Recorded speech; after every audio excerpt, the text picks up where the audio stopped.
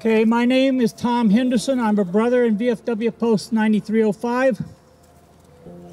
Today is Memorial Day. What's that mean? Sadly, I believe for many Americans it means nothing except a paid days off work, the unofficial start of summer, the end of Amazon Prime sale, and a chance for family gatherings. But for some, it means a day of remembrance. Some remember a family member or a good friend. Others remember in honor of the concept. Regardless of why you are here, you chose to remember this day. It is important that we, all of us, are keepers of the flame. We are symbolic in many ways. We protect the legacy of our nation's warriors. We understand the concept of freedom and the warrior's code that freedom is not free. To those who fight for it, freedom has a taste the protected will never know. The following is from President Roosevelt's message to Congress in January 1941, before World War II, at least in America's involvement in World War II. And he explained to our nation the basic freedoms that every person should have wherever they live. The speech was called the Four Freedoms. The first is the freedom of speech and expression, one of our society's most basic and contentious freedoms. One only needs to look at Russia today to see how important it is for a people to have access to truth and the need to speak truth to power.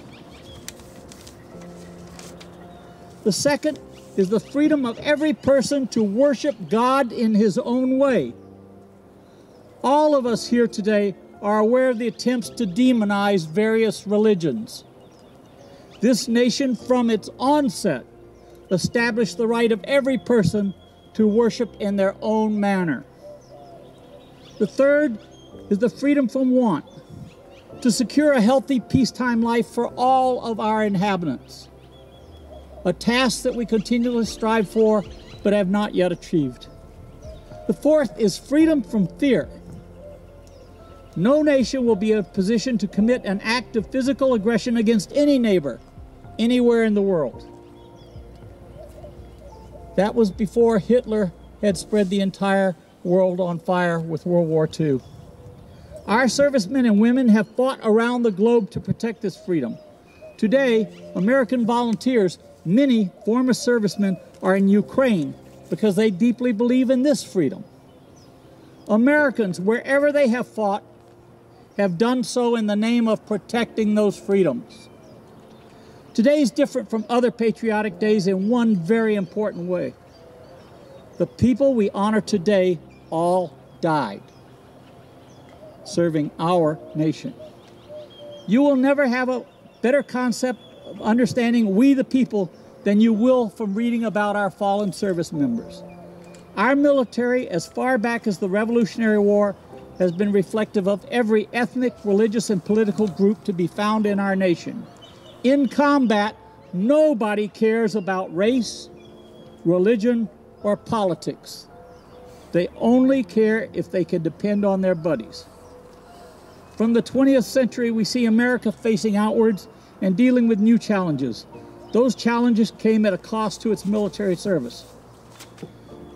However, across all ethnic lines, service members demanded first-class citizenship. All the freedoms they fought for were often denied them. They were persistent in demanding equality and defeating our country's enemies.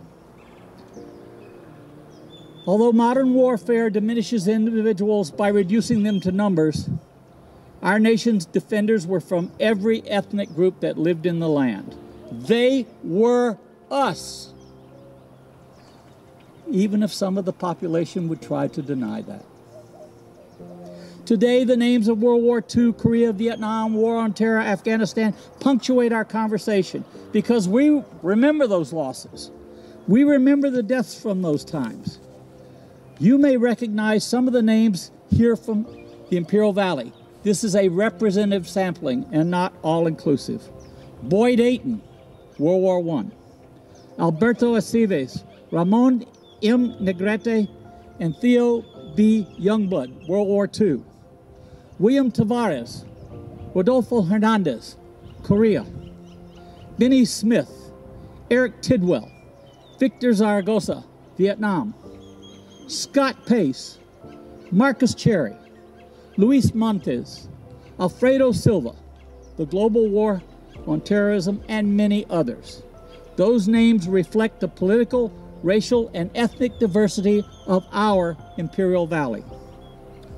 We are part of a long line of Americans that have joined to honor those that paid the ultimate price. Some of us were there when the price was paid. Others learned of deaths directly or from families or friends. Please take a moment to remember that every fallen warrior had a mother, a father, and a family. Part of them died when their loved one perished. Many of us grieved, and all of us are here to honor them and their predecessors. We are the keepers of the flame. Those that have died in service to America have not done so in vain. We know how terrible the cost is, yet we know it must be paid to keep our nation free and to maintain our freedoms. Today, more than ever, we can see how important those freedoms are. We have jointly accepted the responsibility of remembrance, and we thank you for joining us for being keepers of the flame of liberty. Thank you.